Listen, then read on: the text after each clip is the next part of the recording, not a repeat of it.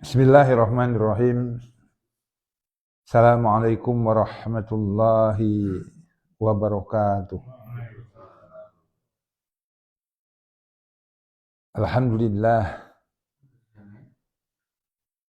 alladzi hadana lihada wa ma kunna linahtadiya laula an hadana Allah. Asyhadu an la ilaha illallah wahdahu la syarika lah wa asyhadu anna Muhammadan abduhu wa rasuluhu alladzi la nabiyya ba'da. Allahumma salli ala sayyidina Muhammad wa ala alihi wa sahbihi ajma'in. Qala Allah Ta'ala fil Qur'anil Karim, a'udzu billahi minasy syaithanir rajim. Wa ma umiru illa liya'budullaha mukhlishina lahud-din hunafa'a wa yuqimus salata wa yutuz zakata wa dzalika dinul qayyimah. Sadaqallahul azim. Amma ba'du. Hadirin ahli pengajian Majelis Ta'lim Al-Mughni, undangan Allah yang dimuliakan Allah yang saya hormati. Alhamdulillah qadarullah, pada malam yang cerah ini kita semuanya bisa menghadiri undangan Allah. Mudah-mudahan Allah berkenan memberikan pengetahuannya kepada kita sehingga kita menjadi orang yang makrifat kepadanya. Menjadi orang yang kenal kepadanya, yang kemudian karena kita makrifat kepadanya maka akan termungkinkan bagi kita itu untuk menjadi orang yang mencintainya. Sebagaimana seorang ulama yang bernama Ibnul Qayyim berkata, "Man 'arafa Allah faqad ahabbahu." Barang siapa yang ma'rifat kepada Allah, barang siapa yang kenal kepada Allah, faqad ahabbahu, maka sungguh dia itu akan mencintai Allah. Dan pernah saya sampaikan bahwasanya ma'rifat kepada Allah itu secara logika seharusnya merupakan sesuatu yang paling mudah. Ya, paling mudah. Kenapa? Ma'rifat kepada Allah itu merupakan sesuatu yang paling mudah walaupun pada prakteknya hese luar biasa. Kenapa ulama mengatakan bahwasanya untuk ma'rifat kepada Allah itu secara teori merupakan suatu pekerjaan yang paling mudah? Karena susah dan mudahnya kita untuk memiliki sesuatu itu tergantung dari sampai sejauh mana kita butuh akan sesuatu tersebut itu tadi. Kita lebih butuh minum daripada makan. Maka karena kita itu lebih butuh minum daripada makan, untuk mendapatkan minuman itu relatif lebih mudah daripada mendapatkan makanan. Terus itu. Kita lebih butuh makan daripada rumah. Maka karena kita lebih butuh makan daripada rumah, untuk mendapatkan rumah itu lebih mudah daripada, untuk mendapatkan makanan itu lebih mudah daripada memiliki rumah.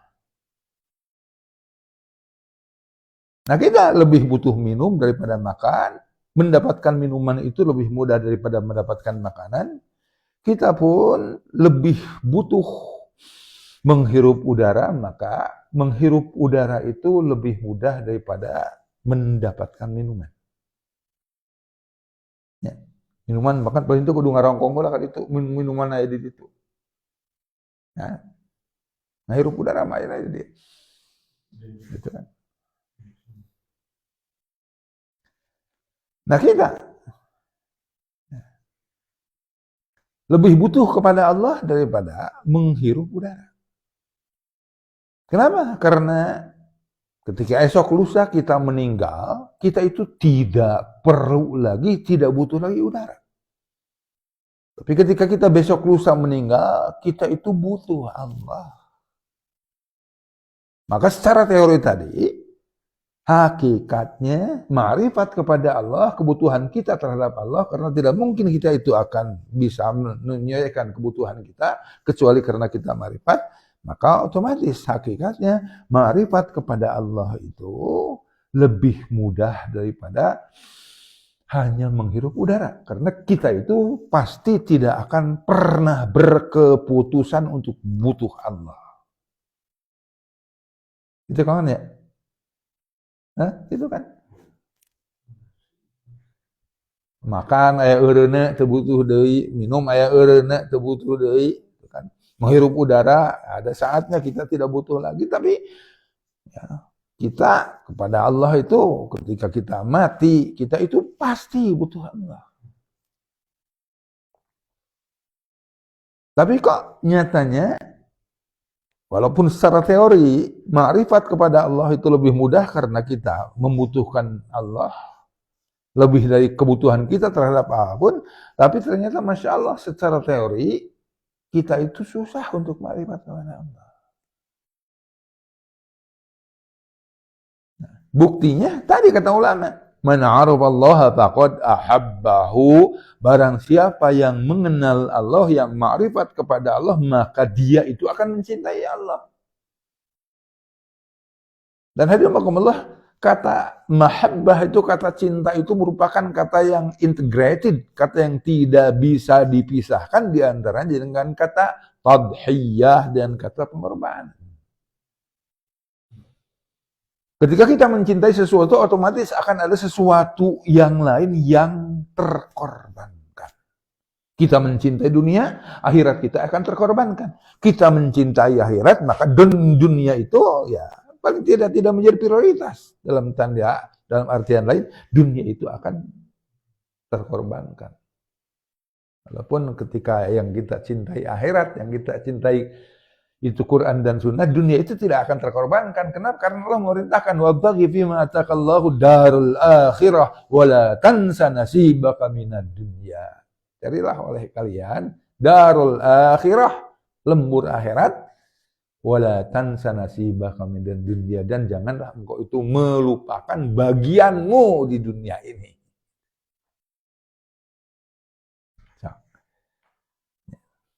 Orang ayeuna tadi lamun urang geus ma'rifat ke Allah, nah, kita mengenal Allah, insya Allah kita itu akan mencintai Allah. Ketika kita mencintai Allah, maka tidak ada kata susah bagi kita untuk berkorban, untuk mengamalkan apapun yang Allah perintahkan, walaupun di sisi lain kita itu harus berkorban ini agar perintah Allah itu bisa terlaksanakan. Contoh kasusnya Ibrahim alaihissalam. Karena melaksanakan perintah Allah, beliau itu rela untuk meninggalkan anak istrinya di gurun Sahara yang tidak ada seorang pun. Contoh konkretnya, para sahabat Rasulullah di perang Badar itu, ya, ada yang bapak harus perang dengan anaknya, bapak itu sahabat Rasulullahnya. Ada yang sahabat Rasulullah itu anak yang harus berperang dengan bapaknya karena bapaknya itu di kubu kafir. Ya. Ada yang saudara antara adik dan kakak, ada yang saudara sepupu dengan saudara sepupunya. Itu kan Masya Allah. Karena hakikatnya yang namanya cinta itu menuntut kita itu untuk berkorban. Alhamdulillah. Allah diantaranya berfirman dalam surah Yunus, ya, agar kita itu bisa ma'rifat kepada Allah, maka yang harus kita lakukan adalah apapun yang dilarang oleh Allah itu, pertama kali ini, apapun yang dilarang oleh Allah itu tinggalkan, dan pada saat yang sama apapun yang diperintahkan oleh Allah laksanakan. Jadi surah Yunus itu merupakan tafsiran dari konsep la ilaha illallah. Hadirin rahimakumullah. Insya Allah pada malam ini kita akan meneruskan kajian yang belum kelar. Nah, di mana pada malam Rabu kemarin kita sama-sama mengkaji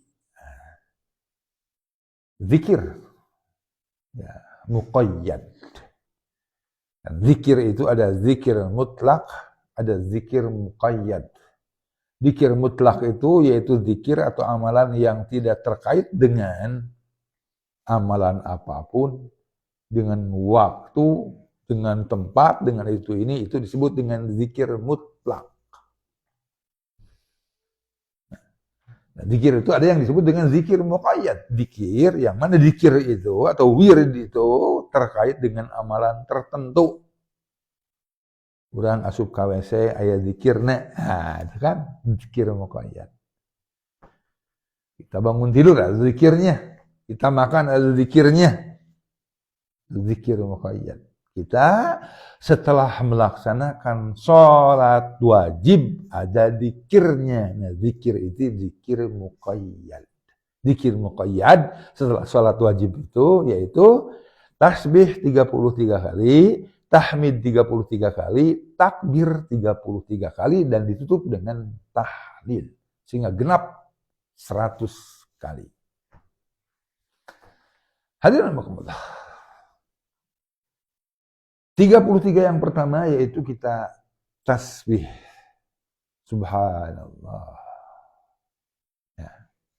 Saya ingatkan kembali bahwasanya ketika kita dzikir, paling tidak ada dua hal yang harus kita itu menaruh perhatian terhadap dzikir kita. Yang pertama, harus kita ucapkan sesuai dengan syariah.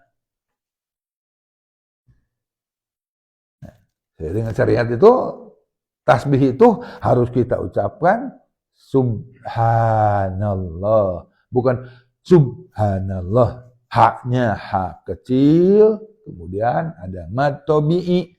Sehingga dibacanya bukan subhanallah. Bukan subhanallah, subhanallah, subhanallah, subhanallah, subhanallah, subhanallah. Itu salah secara. Jadi harus kita ucapkan subhanallah. Subhanallah, subhanallah. Nah, ini jadi kehadayan. Sudah janji Rasul. Ya. Kita itu diiming-imingi oleh Rasulullah ketika kita mengucapkan tasbih 33, tahmid 33, takbir 33, dan tahlil 1 kali, kata Rasulullah, maka dosa kita yang banyak buih di lautan itu akan terhapus. Itu dosa-dosa kecil. Ini kan masalah. Ya, sesuatu yang yang wah banget lah. Maka tidak mungkin kan sesuatu yang wah seperti ini kemudian kita ngamalinnya asal. Tidak seperti itu. Jadi pertama secara syar'i kita ucapkan tasbih itu subhanallah, subhanallah, subhanallah. Yang kedua, ketika kita zikir, kita harus tahu tentang makna yang terkandung dari zikir kita. Kita harus tahu makna yang terkandung dalam kalimat subhanallah. Kita harus tahu tentang makna yang terkandung dalam kalimat alhamdulillah, dalam kalimat Allahu Akbar. Pernah saya sampaikan bahwa hakikatnya ketika kita mengucapkan subhanallah, Allah meminta agar kita itu mensucikannya. Ulama mengartikan mensucikan Allah itu yaitu menjauhkan Allah dari sifat-sifat makhluknya. Menjauhkan Allah dari kelemahan yang ada pada makhluknya. Menjauhkan Allah dari sifat-sifat buruk yang ada pada makhluknya. Jadi dua. Anu kahiji, menjauhkan Allah dari kelemahan-kelemahan yang ada pada makhluknya. Yang kedua, menjauhkan Allah dari sifat-sifat buruk yang ada pada makhluknya.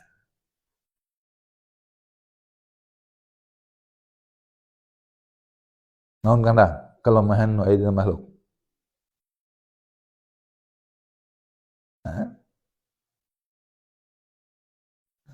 Kelemahan yang ada pada makhluk diantaranya manusia Allah. Aya awal jeung aya akhir. Yang namanya makhluk itu kan ada saatnya dilahirkan, ada saatnya mati. Itu kan? Maka yang namanya makhluk itu tidak dikatakan, tidak menyandang predikat al-hayyu, tidak menyandang predikat yang maha hidup. Karena hidupnya itu terbatas. Ada awal dan ada akhir.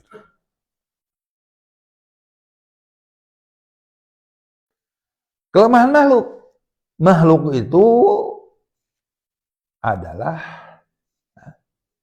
sesuatu yang tidak berdiri sendiri. Yang namanya makhluk apapun itu termasuk manusia itu adalah manusia sakti, dia itu pasti akan butuh orang lain.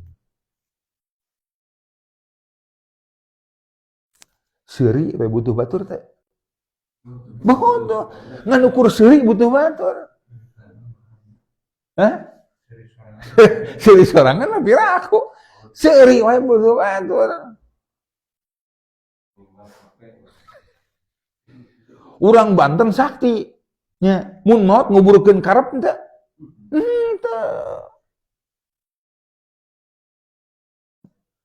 Jadi yang namanya makhluk itu ada kekurangan. Beda dengan Allah. Allah itu selain daripada berpredikat al-hayyu, Allah itu adalah al-qayyum, berdiri sendiri, tidak butuh orang lain. Jalma beunghar butuh jalma miskin teh. Oh, jalma miskin butuh jalma beunghar teh? Butuh.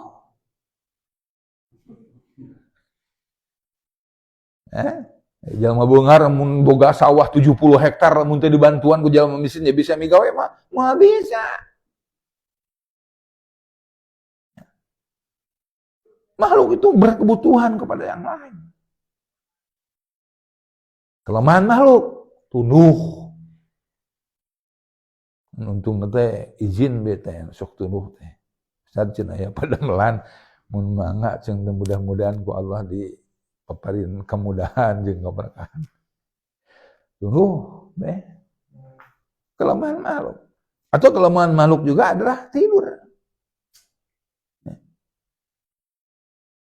Karena kan hadu muka Allah aya dongeng. Tahun sabaraha itu saya pernah nonton film. Ya.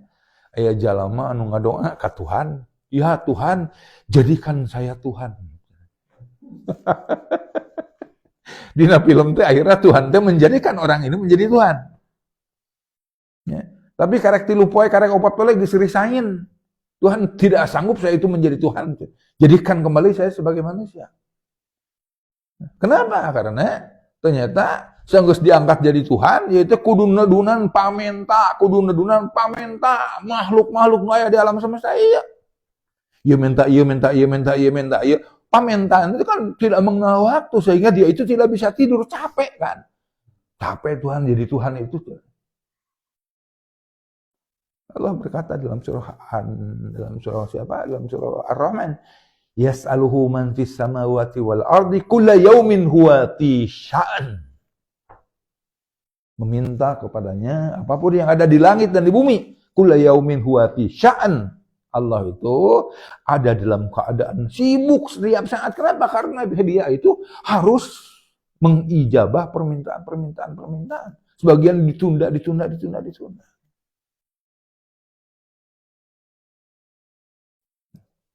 Tuh. Makhluk. Sifat buruk makhluk.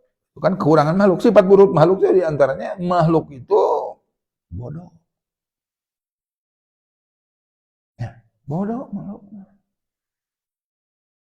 Nah, sedangkan Allah Subhanahu wa taala itu jauh dari sifat seperti itu. Makanya kata Allah dalam ayat kursi itu kata Allah, ya'lamu ma baina aydihim wa ma khalfahum. Allah itu mengetahui tentang apapun yang ada pada depan kalian, yang di depan kalian, dan mengetahui yang di belakang kalian.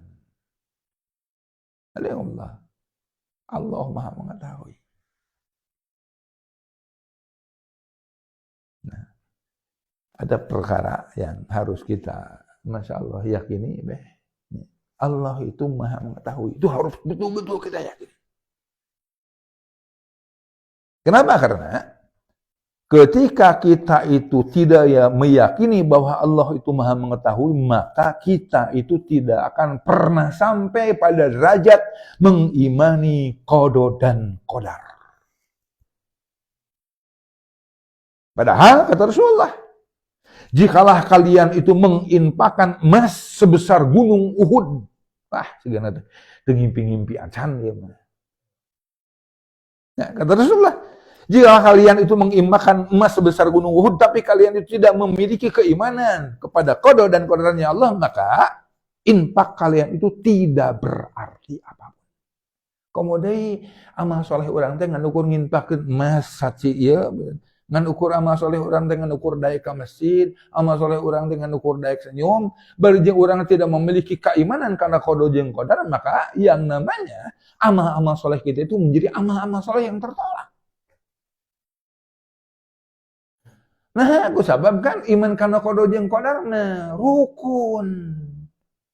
Kita dituntut setelah mengimani Allah, mengimani malaikatnya, mengimani Rasul, mengimani kitab, mengimani hari akhir, dan mengimani qada dan qadar. Kalau salah satunya aja kita itu tidak mengimani daripada keenam iman itu, rukun iman itu, maka iman kita itu cacat. Dan kita itu tidak akan mengimani terhadap qada dan qadarnya Allah ketika kita itu tidak mengimani bahwasanya Allah itu adalah zat yang Maha mengetahui.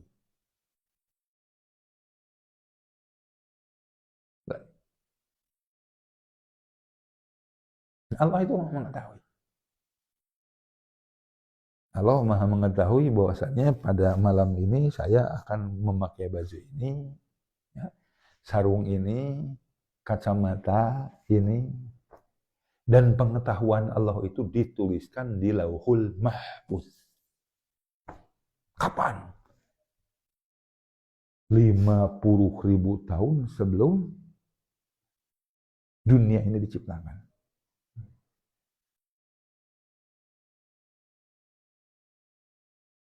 Nah, ulama memahamkan kepada kita, ini penting,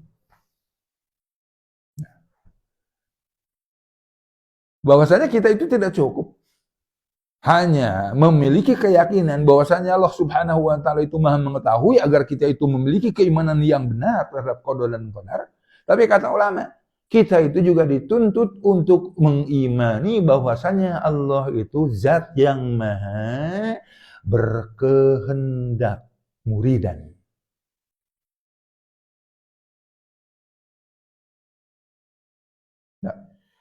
Maha berkehendak. Urang sok aya kahoyong. Sok. Diciptakan ku Allah anu Maha berkehendak, maka kita pun menjadi makhluk yang juga memiliki kehendak. Maha berkehendak, naon? Maha berkehendak, dan kemudian kehendaknya itu pasti akan terrealisasikan. Asmaul Husna naon? Al-Jabbar. Ya. Nah, kemudian kita mengimani Allah Maha mengetahui, ya'lamu ma baina aydihim wa ma khalfahum. Kita pun mengimani Allah Subhanahu wa taala itu zat yang Maha berkehendak. Kita pun dituntut untuk mengimani bahwasanya Allah itu adalah zat yang Maha kuasa. Karena Allah Maha kuasa, maka apapun kehendaknya itu akan terrealisasikan.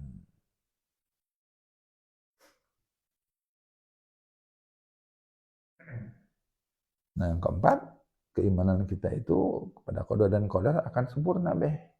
Lamun urang mengimani Allah itu Maha Pencipta. Jadi setelah Allah Maha mengetahui, Allah kemudian Maha berkehendak, Allah Maha berkuasa, kemudian Allah itu menciptakan itu ini sesuai dengan yang dikehendakinya, dan Allah itu kuasa untuk menciptakan itu ini. Tapi sebelumnya Allah itu adalah Maha mengetahui. Allah tahu loh, ya, bahwasanya jika tidak tercipta makhluk ini, gitu, ya, maka yang namanya populasi berit teh tidak akan tertahankan. Tina rantai makanan gini, nu ngadaharan berit tina orai, nu ngadaharan berit tina orai, elang, burung hantu, manusia. Ya. Jadi karena Allah tahu, ya karena Allah itu tahu, maka Allah itu menciptakan sehingga alam ini menjadi seimbang. Allah menciptakan ini karena Allah tahu kalau ini saja yang terciptakan, tidak diciptakan yang menjadi pemangsanya, akan tercipta ledakan populasi. Diciptakanlah ini. Kalau ini pun harus ada yang memakannya lagi, diciptakan, ciptakan.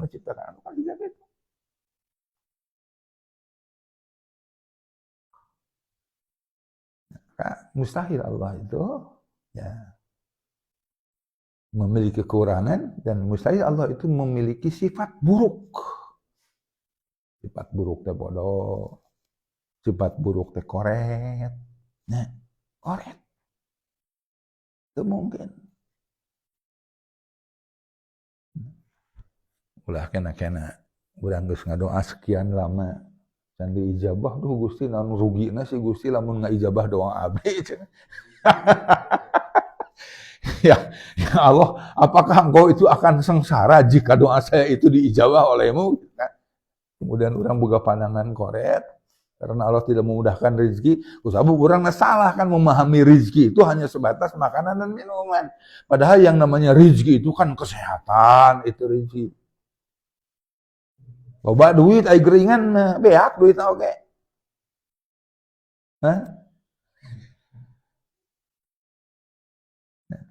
Allah kan hidayah, ketaatan itu rezeki. Nah,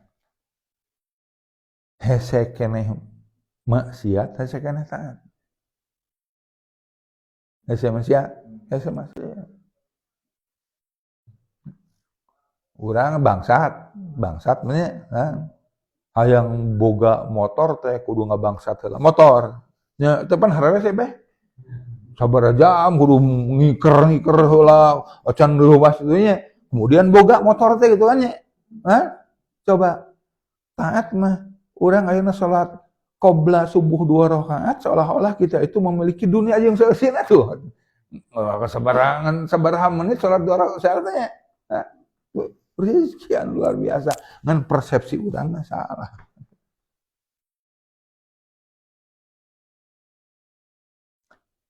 Ada apa?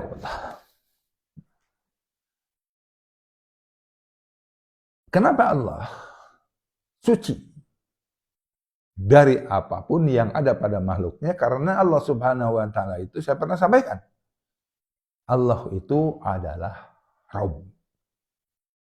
Dan agar kita yakin, dan agar kita itu bisa mensucikan Allah, maka Allah itu tidak cukup satu kali mengatakan dia itu Rabb.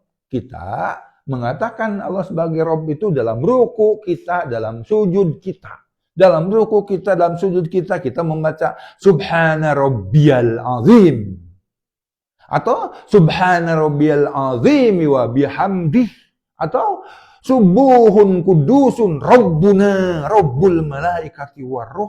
Atau Subhanakallahumma Rabbana wa bihamdika Allahumma gfirli. Di ruku. Lihat. Setiap doanya itu ada kata Arab. Itu kan lebih dari cukup bagi kita untuk meyakini bahwasannya Allah itu maha suci dari apapun yang ada pada makhluknya. Paling enggak kita itu dituntut dina ruku maca doa eta, dina sujud kan kurang lebih sami. Subhana rabbiyal a'la, subhana rabbiyal a'la wa bihamdih. Terus Subuhun kudusun Rabbuna Rabbul malaikati warruh. Terus subhanakallahumma Rabbana wa bihamdika Allahumma gfirli.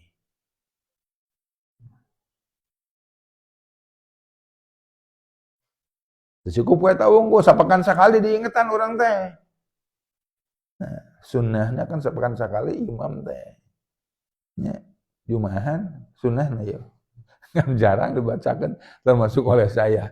Bisi di balado sunnah. Sunnahnya kan seorang imam itu ketika dia mimpin sholat, ya rakaat kehiji itu baca surah Al-A'la, rakaat kedua surah Al-Ghasyiyah. Ya. Jadi kita yang sudah mengotori Allah di hari Sabtu, hari Ahad, hari Senin, hari Selasa, hari Rabu, hari Kamis, kita itu diingatkan lagi oleh imam bahwasanya Allah itu subhanahu sabbihisma rabbikal a'la. Sabbihisma. Sucikan asma Rabbmu yang maha tinggi.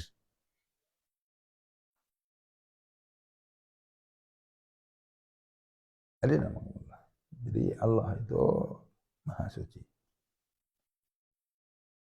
Jadi kumaha itu sikap kurang? Kawan. Ketika aya lintasan pikiran Allah teh koret, Allah teh teu adil, Allah teh teu bijaksana, Allah teh miskin. Nah, apa yang harus kita ucapkan? Kancang ngejawab. Ngajar apa yang harus kita ucapkan? Istighfar. Jam. Naon kudu diucapkan? Subhanallah. Jauhkan Allah dari sifat-sifat seperti itu. Subhanallah. Terlintas pikiran gitu kan, karena pikiran Allah teh kieu, urang teh digoreng ku setan, yang pertama kali kita ucapkan itu adalah subhanallah. Maha suci Allah dari apa yang kita persangka.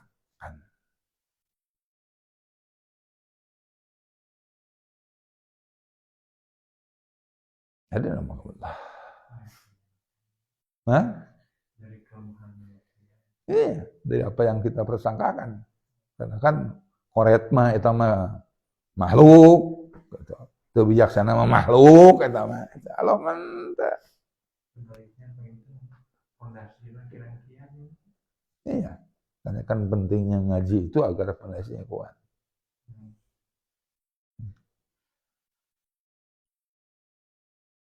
Setelah kita mengucapkan tasbih 33 kali,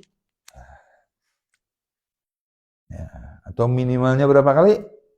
10 kali, tahmid 10 kali, takbir 10 kali, minimalnya itu ada hadisnya. Yang penting orang mengamalkan hadis. Lamun aya hadis amalkeun. Nah, bisa. Waktu mepet. Ya, kalau saya kan suka silaturahim ke sana kemari, termasuk kalau Isya itu di masjid mana, si marbot si jamaah teh kabur rek baralik, pantu rek ditutupan mun 30 mah kaburu we lah pokona. Karunya orang teh 10.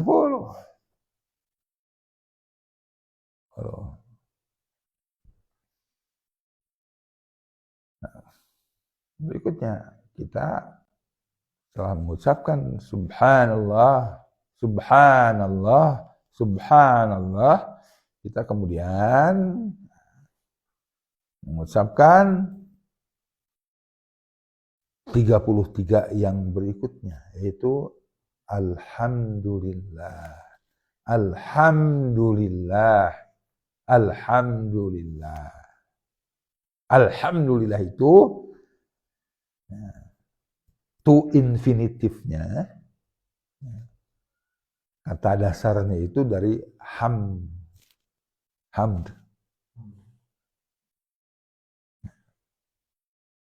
Siga makan kan ya kata dasar. Nah, akan aja jadi memakan, itu kan aya makanan, aya dimakan katanya. Nah, ini pun kata dasar dari alhamdulillah itu adalah hamd. tambahkan al. Maka yang tadinya hamd itu bermakna pujian, ditambahkan al, maknanya menjadi segala pujian. Pujian apapun itu bukan hak makhluknya untuk mendapatkannya.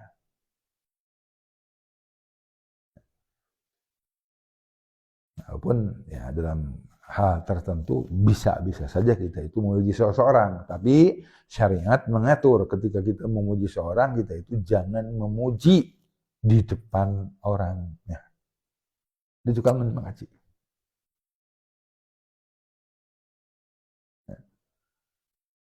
Karena kan pernah ketika ada seorang sahabat memuji sahabat yang lainnya, Rasul itu ngambil pasir. Dilempar.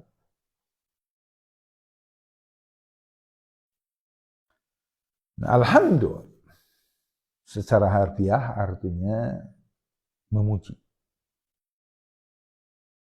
Secara syariah, alhamdulillah itu artinya yaitu mengagungkan nama-nama Allah. Dan alhamdulillah juga secara syariah bermakna memuji atas kenikmatan yang datang dari Allah yang jumlahnya tidak terhingga.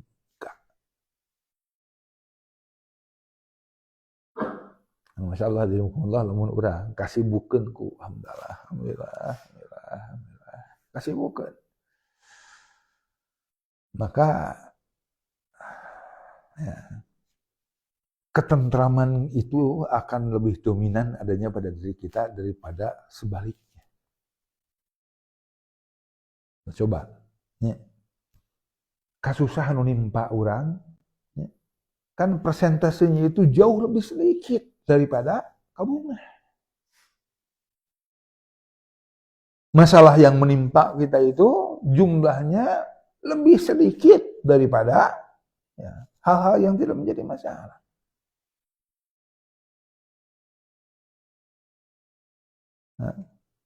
Kang Wan, pernah tuh ngerasa hirup teu aman? Misalnya teu aman teh tetangga kamalingan, pan urang tuh pauruh ka abi cenah nya, akan merasa tidak aman kan?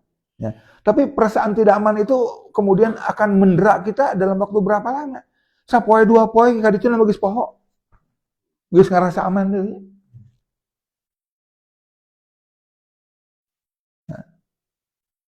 Urang kana motor, urang kana mobil ningali anu kecelakaan, wah reuas teh. Sakedeung reuas mah. Sakitu jam kemudian geus ngebut deui. Gaspol.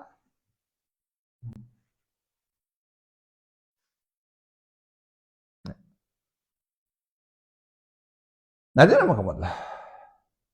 Jadi kita ketika mengucapkan alhamdulillah, alhamdulillah, alhamdulillah, hakikatnya kita itu mengagungkan Allah yang kita agungkan ini diantaranya mengagungkan asma-asma Allah, apalagi kalau kata alhamdulillah ini dikaitkan dengan dalam surah Al-Fatihah dikaitkan dengan ayat Bismillahirrahmanirrahim.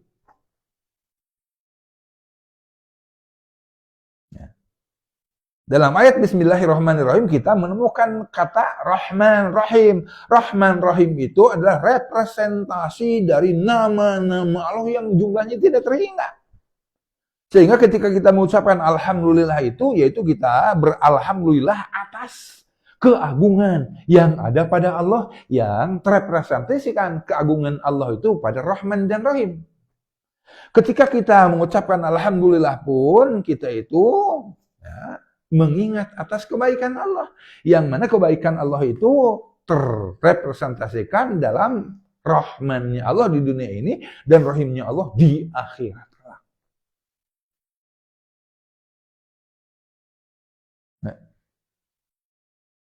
segala puji bagi Allah. Dan Masya Allah, Allah itu kan zat yang maha terpuji.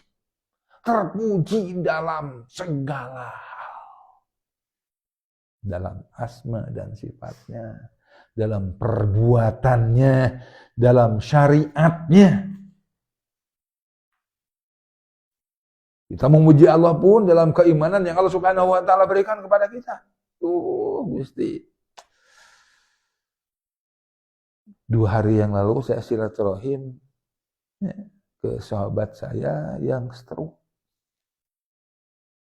Ya. Kenalah di stroke lagi musibah, geus takdir. Nah, tapi aya sesuatu yang kemudian menjadi sesuatu yang tidak mengenakan hati saya. Ya, saya silaturahim ke rumah sahabat saya itu jam 6 kurang 10-an lah, jam 6 pagi. Ya. Dia, istrinya, anak-anaknya itu masih pada tidur. Aduh.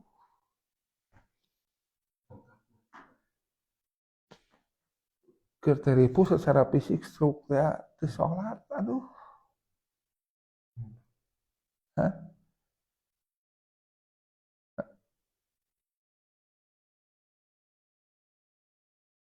Mesti tanya kumaha itu kan dia pentingnya orang boga pasangan hidupnya terus kurang dikondisikan ukur HD sehingga walau alam bisa jadi kita suatu ketika di waktu yang akan datang itu kita kena stroke atau apa, ada yang kemudian menyemangati, ayo kemudian kurus ingetan, ayo kemudian nguruskan budak orang.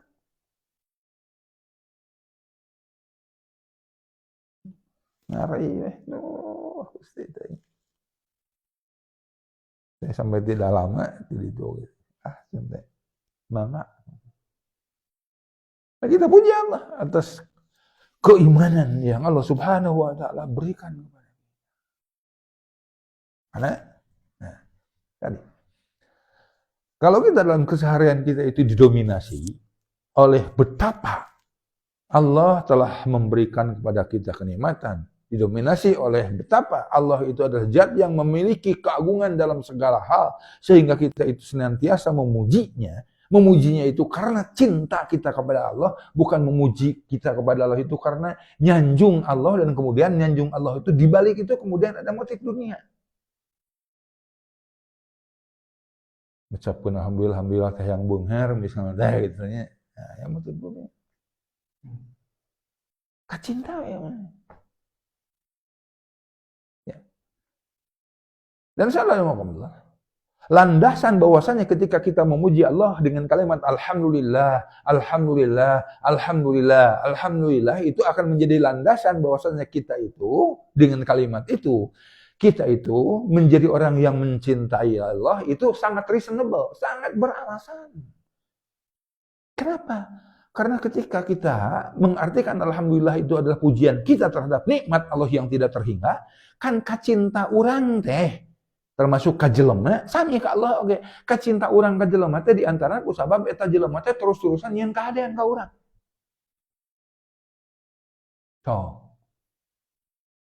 Lamun Kang Wan, ada orang tiap pagi kalau dibuka mangga 200.000 cenah.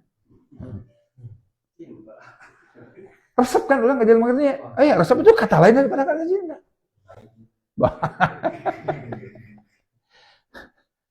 Sehingga ke soal resep bakal ngabela orang teh kan, namun aya itu dibela orang teh kan.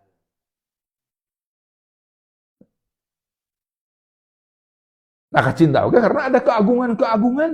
Misalnya kita jelema teh kan geus paruguh bager. Itu orang jelema teh kan aya jelema nya pinter. Urang bakal langkung resep ka jelema pinter daripada jeung jelema bodoh. Urang bakal leuwih resep manggihan jelema anu adil daripada ka jelema anu zalim. Ya. Kita itu akan mencintai seseorang yang memiliki sifat-sifat baik daripada orang-orang yang memiliki sifat-sifat buruk. Bahkan kan perasaan seperti ini bukan hanya perasaan yang ada pada kita. Dina diri penjahat wae oge ya berlaku perasaan seperti itu.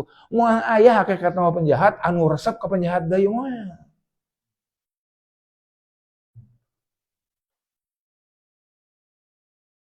Ya, karena insyaallah urang alhamdulillah. Ya, dikir itu kan nikmat.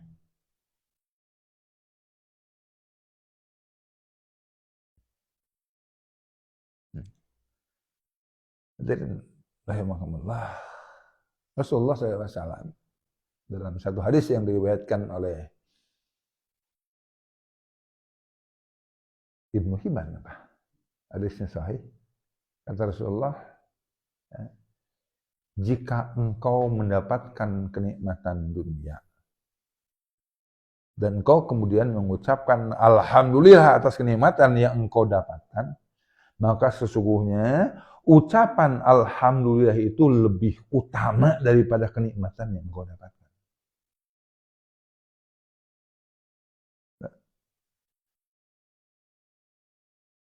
Ayo mere 1 miliar ka urang lain, ayo mere gede teh berharga duit 1 miliar teh. Pisan berharga teh.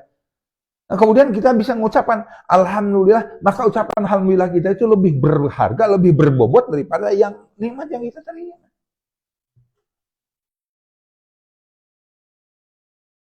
Ulama mengatakan duit 1 miliar eta nikmat. Ya? Nikmat itu kemudian diapresiasi dengan apa? Dengan ucapan alhamdulillah. Ucapan alhamdulillah kita itu harus diapresiasi lagi. Dengan apa diapresiasinya? Dengan ucapan alhamdulillah lagi, sehingga ucapan alhamdulillah itu tidak akan pernah usai.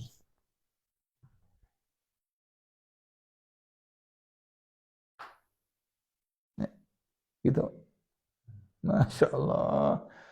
Alhamdulillah, Gus bisa ngucapkan alhamdulillah. Alhamdulillah, Gus bisa ngucapkan alhamdulillah, alhamdulillah, alhamdulillah. Masya Allah.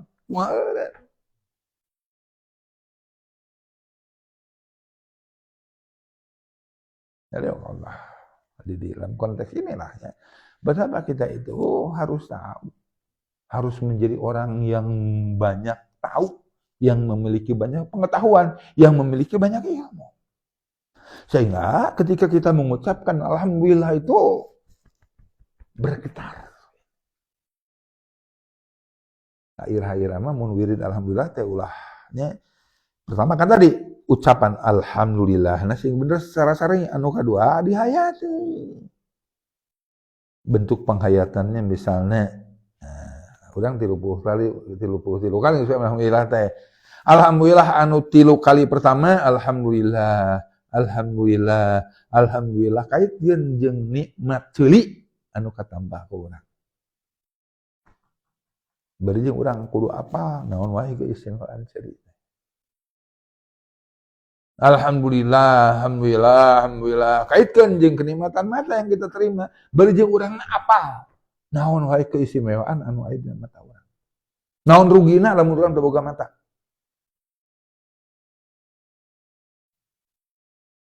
Alhamdulillah, alhamdulillah, alhamdulillah. Irung, alhamdulillah, alhamdulillah, otak, alhamdulillah, ti koro. Terus bikin ka anak.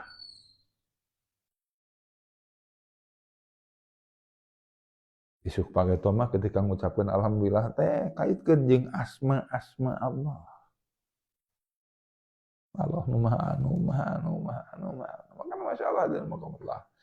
Ada ulama yang menafsirkan kalimat alhamdulillahi rabbil alamin dalam surah Al-Fatihah itu, kalimat alhamdulillahi rabbil alamin itu adalah pujian. Pujian dari siapa? Pujian dari Allah untuk Allah.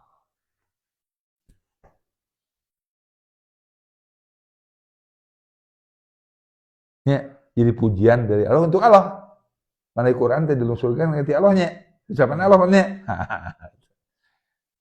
Jadi alhamdulillahirabbil alamin itu adalah pujian dari Allah untuk Allah. Kenapa Allah memuji dirinya sendiri? Karena Allah itu adalah zat yang paling tahu tentangnya. Maka yang paling pantas untuk memuji Allah itu Allah.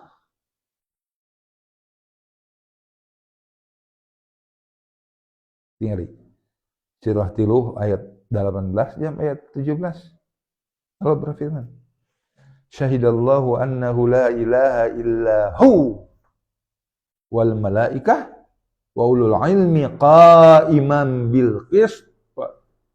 Syahidallah, Allah mengakui bahwasanya tidak ada ilah selain daripada Allah, wal malaikah, dan malaikat pun mengakui pengakuan yang sama, tidak ada ilah selain daripada Allah, dan kemudian wa ulul ilmi qa'iman bil qis, dan orang-orang yang diberikan pengetahuan yang mereka itu kemudian komitmen dengan pengetahuannya.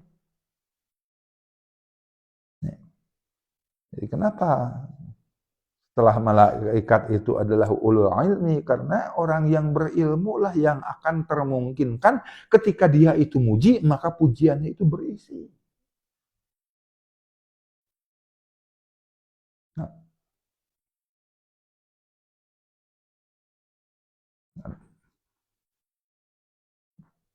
Tukang kue anu teu apal bangunan, bakal beda pujiannya jeung pujian tukang bangunan ketika melihat bangunan yang kokoh. Tukang bangunan mah apa? Walah itu siga kita hese itu. Kudu anu hese. Tukang kue berarti apalan naon? Nya muji-muji namangan kualitas pujiannya itu akan lain.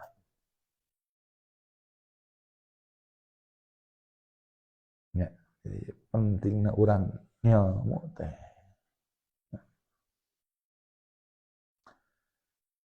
Walaupun kan ngaranna ilmu kan teu cukup ku sakali.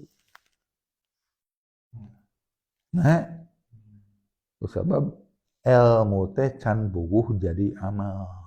Can bubuh jadi amal. Loba jelema anu ilmuan nya amalna mah kemana-mana. Karena ilmu itu belum tentu menjadi amal.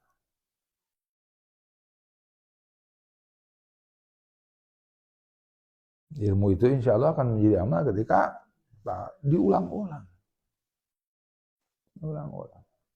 Karena kan saya sering ngangkat kisah ketika orang soleh dahulu saling bertanya antara mereka itu, kamu sudah membaca kitab ini berapa kali? Saya sudah 3.000 kali, artinya kan diulang-ulang.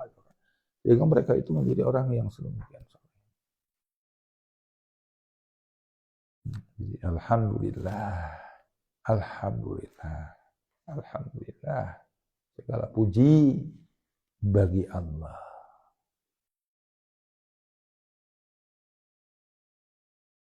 Namun segala puji bagi Allah, bener tuh.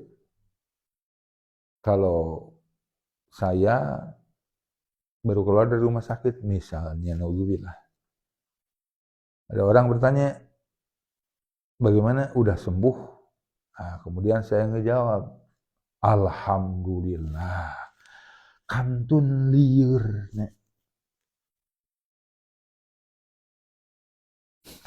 Terus,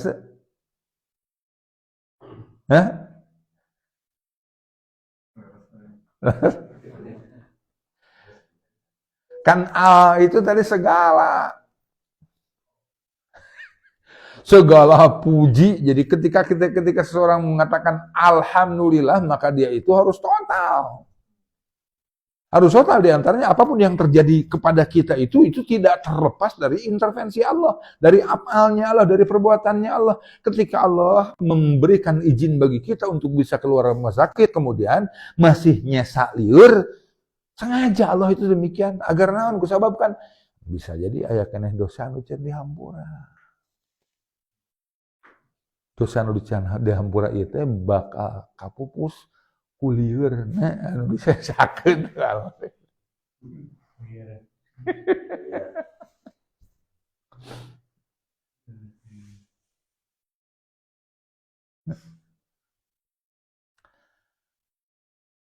Hadirin rahimakumullah, mungkin itu 45 menitnya langkung. Mungkin itu yang bisa sama-sama kita kaji pada kesempatan malam Rabu ini. Dan insyaallah kita teruskan di malam Rabu depan, berarti tersisa wirid takbir. Allahu Akbar, Allahu Akbar, Allah. Itu mungkin yang bisa saya sampaikan. Kalau ada sesuatu yang mau di-share silahkan, tapi ditutup aja dulu. Rabbana atina fid dunya hasanah wa fil akhirati hasanah wa qina adzabannar. Subhanakallahumma rabbana wa bihamdika asyhadu an la ilaha illa anta astaghfiruka wa atubu ilaik. Assalamualaikum warahmatullahi wabarakatuh.